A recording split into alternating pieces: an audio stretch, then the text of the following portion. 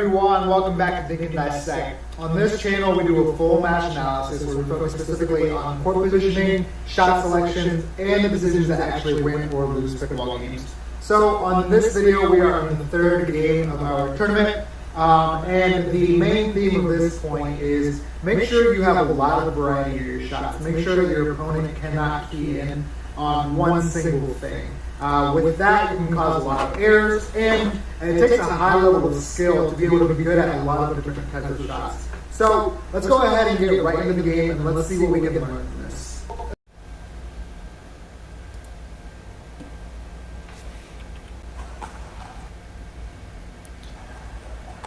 So first I want to point out that good return. After watching this, that is one of the most important things in a tournament, especially as you move up in level. You need to make sure that your returns are always good and make it harder for your opponent to get into the kitchen. An attack that just kind of gets away from us and we don't cover the middle well, that's one that when it comes that high, it needs to go ahead and be put away. I like the quality of this video much more than the previous ones.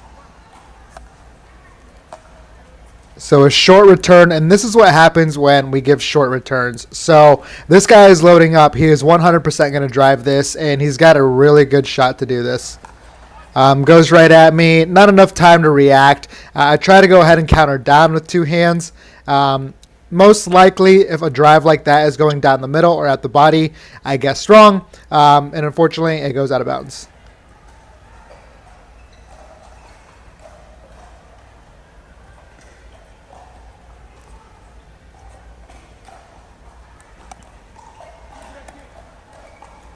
So off to a quick 0-2 start.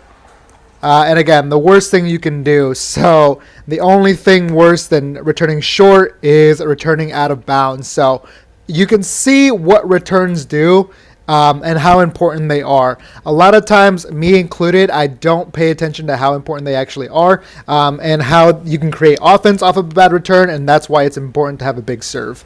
In this case, I just go ahead and miss the ball, and our opponent races out to a 3-0 lead. Again, another short return, and he is loading up for the drive. And why would he not? At this point, if you are able to just consistently drive, I would continue to do so as well. He goes for a hybrid shot. Bounces off the net, and I just can't get it back.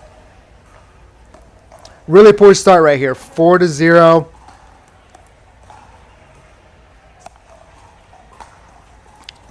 There we go. An okay return. That one just gets put in the net.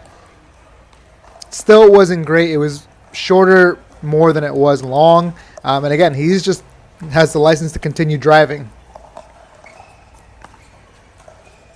So one thing, we need to start having a little conversation and going ahead and returning to this guy back here.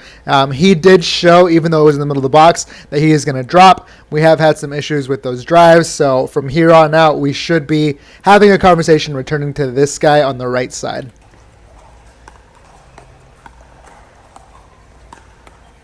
A good little put away right there.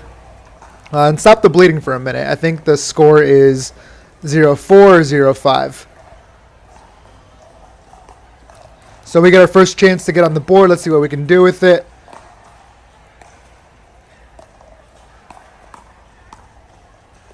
And on our first chance, we are able to go ahead and establish ourselves at the kitchen. So that is an improvement from last time. Man, great shot from this guy. So let's look at that real quick. Should be doing. He does manage to open up space and go ahead and go for this cross-court angle. You can see that this is good play right here. He moves his pace. He moves his... You can see that he's got a great angle back over here. He moves his feet, his set. He's not rushing this shot. And he goes ahead and attacks that. That is really good court vision. So my partner right here is stepping into the middle and taking up a lot of space. I am sliding out with my two-handed backhand in case he goes down here. Good shot right there. And again, that's just a clean winner.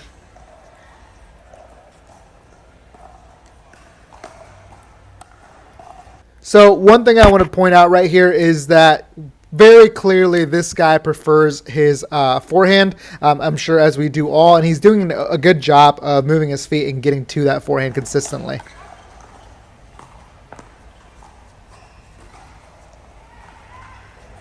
A good point right there. We were able to apply some pressure. Good job by him just getting a paddle on it. And that's one of those where you never know. If you can get that ball over one more time, even if you're at a big disadvantage, you never know what's going to happen.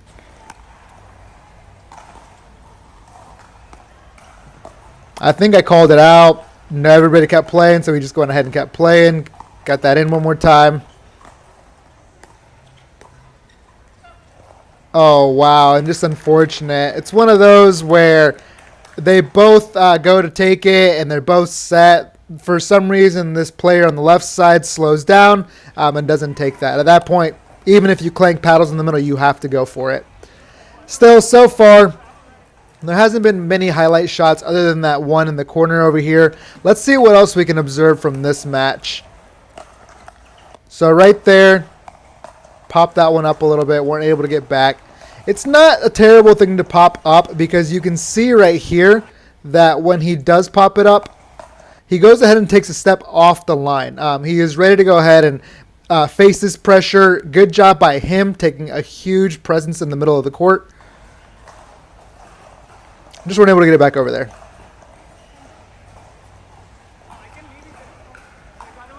Two, if I'm nervous about if you are nervous about returning, it's better to go ahead and go cross court and try and keep it deep. You have much more space because of the geometry of the court. We have also known that this guy on the right side plays softer than this guy in the middle. This guy in the middle, to his credit, every time they've been short, you should drive, and he has. Okay, here we go on to the next point. Again, at least this time this was a short ball, but it does go to his backhand, and you can see he's not as aggressive. He is consistent. He drops it into there. He's able to get that up high by his shoulder.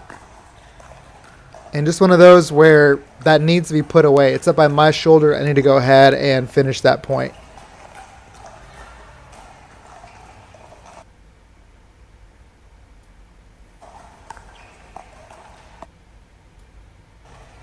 So at this point, I think it is 2-6. They are up with a big lead. So big return, and that's what I'm talking about. So we've seen it twice, 2 or 3 times now, that when we return to him, it's a drop, and that plays into our game of being in the kitchen. So one thing here, I do notice that these players in the backcourt are older than we are. So one of the keys with that, if you're facing somebody who have limited mobility, make them move. You don't have to hit hard at them. These guys are okay at dealing with pressure, but make them move and reach out and try and hit those balls. So that is a ball that right there didn't have a lot of pace on it, but it forced him to extend.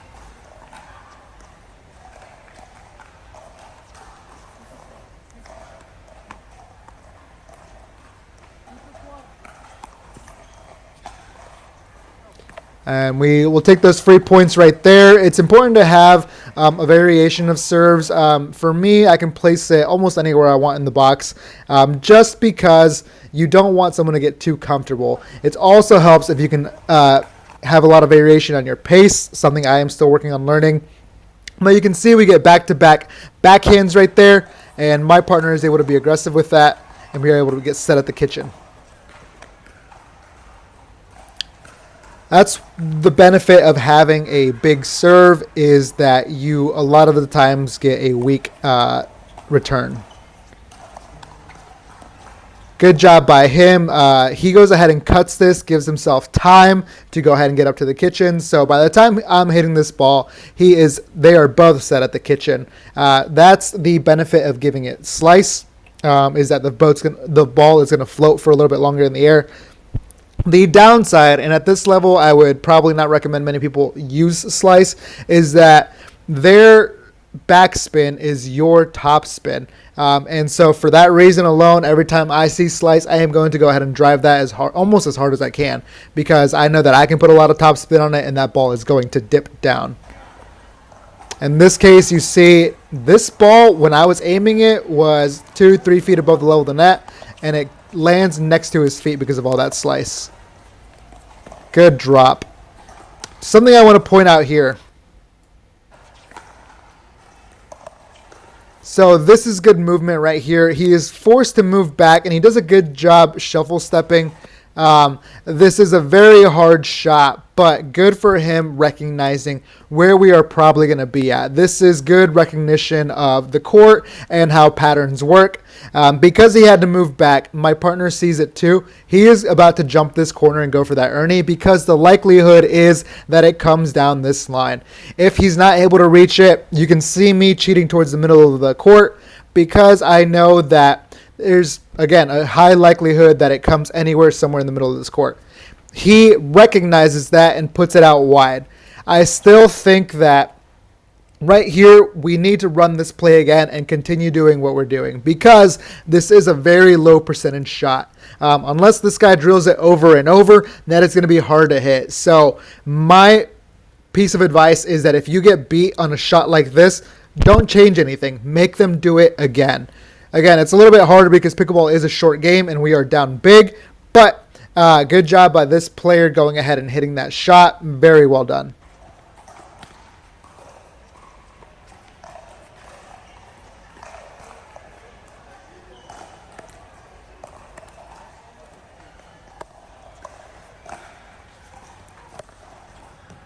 So drives it out of bounds, and that is a possession where you end up getting 1 point. Got to make a big stop here.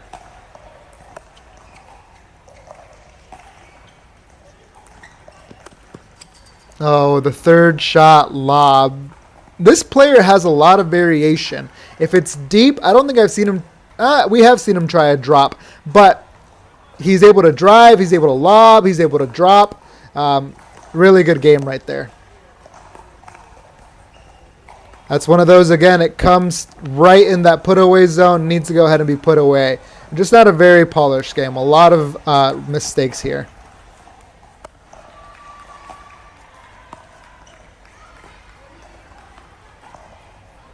So this player is, I think, the weaker of the two. This player is definitely dominating this game right now. What we should do to get back into this game is go ahead and target the one player.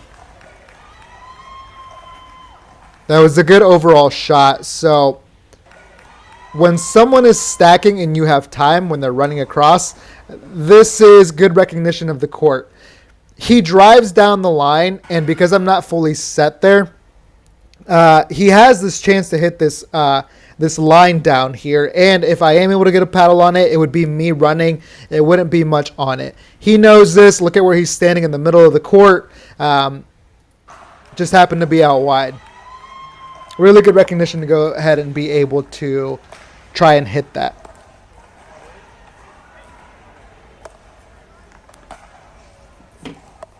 A good drop, is able to make it bounce. That's really, really good. That follow-up shot just didn't end up working out.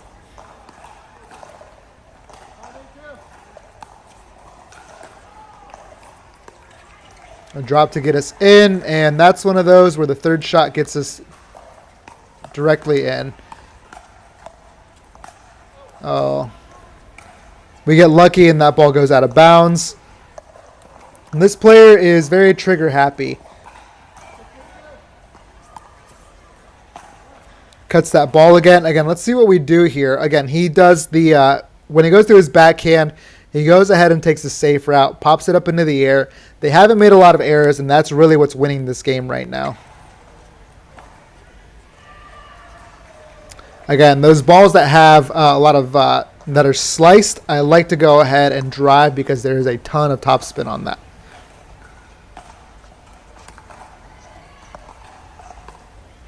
Keeping them back on the fifth shot.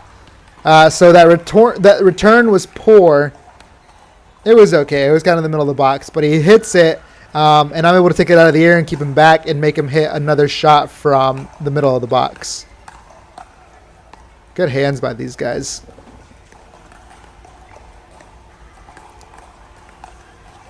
So that's the second time he's done this. Let's look at this.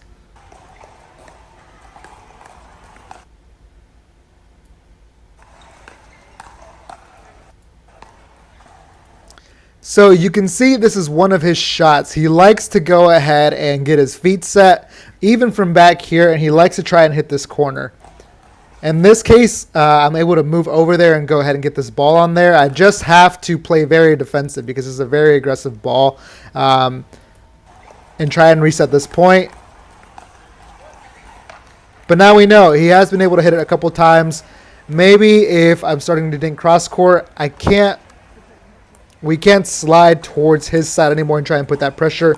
He has shown he has the ability to hit that corner over and over. That's pretty poor. When you're down at this point, trying to finish the point off early with a big drive is not the answer. Yeah, do what is getting you to the kitchen. In this case, for me, it was drops. Okay, so here we go again. That is the third or fourth time he tries to hit that. This is a very difficult shot. So right here, he gets his feet set. And in this case, I am still leaning towards the middle.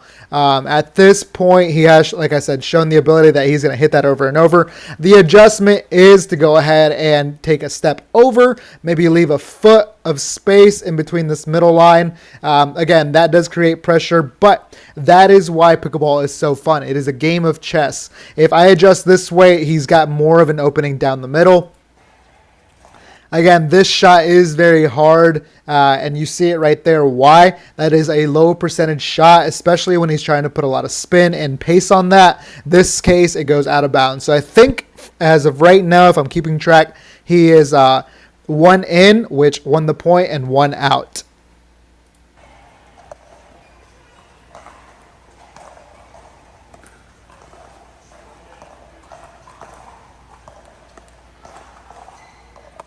If he does that again, we'll see if the odds are a little bit better. That's one of those. We drill a ton in transition about resetting that ball. That's just got to get over.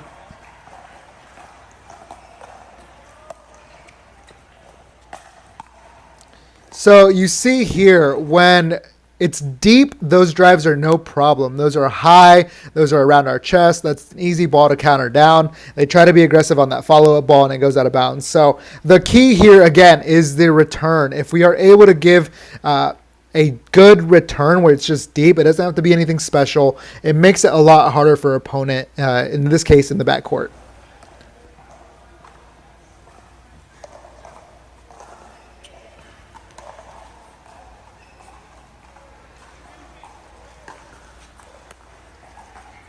In this case, another deep return. He goes ahead and drops this one. That is a good drop. Is able to make it bounce. Here is where those mobility issues popped up again. He is a little bit late covering that outside. Even on the right side, he likes to take up a lot of that middle. So we should be trying to hit those outsides. Those corners out here. These are good players back here.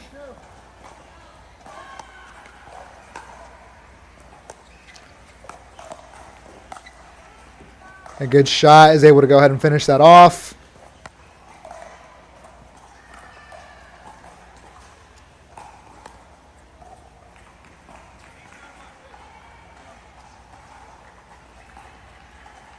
So right there you see me give the signal for stacking, so we are going to switch. He is not able to take advantage of that. And these players are very trigger happy.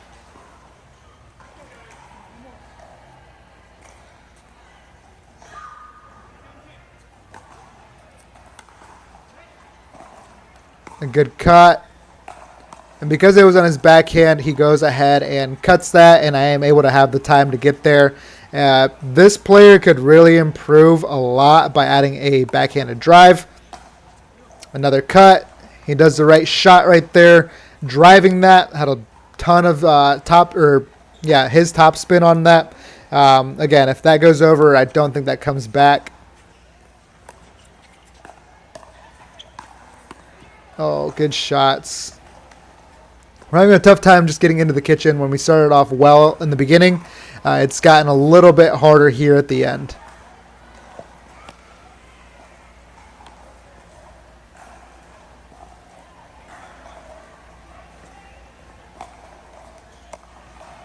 So great return again. This time he decides to go ahead and drop it. I'm surprised he's able to get that back. Wow, that must have been just in. Oh, that's unfortunate. Not that easy ball after that that lob. So good job by them mixing up a lot of their attacks. You can see that they are good at dinking. They drive sometimes. They lob. They switch up their serves. Oh, just a great shot right there. Again, this is what you can exploit, and we didn't get exploited a couple of weeks ago when we played in our 4-0 tournament, but the 4-5 level players are a little bit sharper. They see the switch happening, and they are able to drive to that spot. And when you do it well, that's what happens. You can see that this drive did not have a lot on it.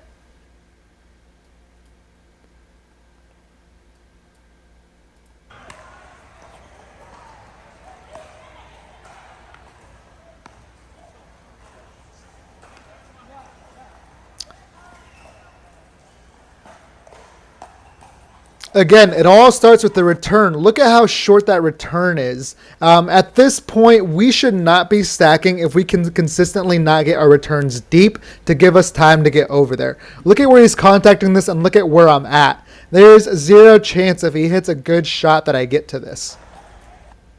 My partner does a good job of trying to cover the middle of this, but it's just too much court. Again, it all starts with the return. That's why they are so important, especially in a game like this where you're switching. Good job by these players recognizing that we're stacking and, again, hitting that angle.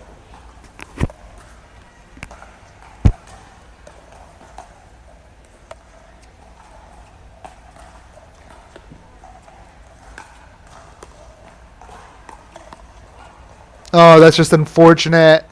An attack that goes up and out. And that's the game right there.